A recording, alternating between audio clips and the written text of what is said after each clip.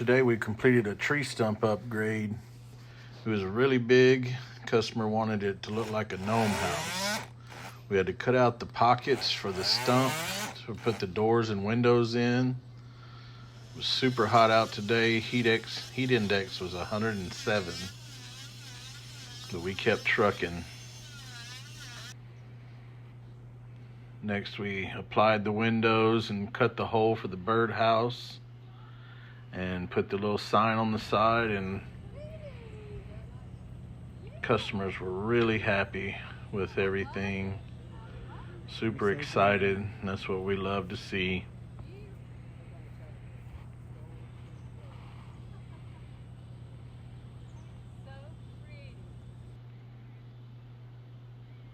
This was our first gnome house. It was a real fun build. Thanks for watching.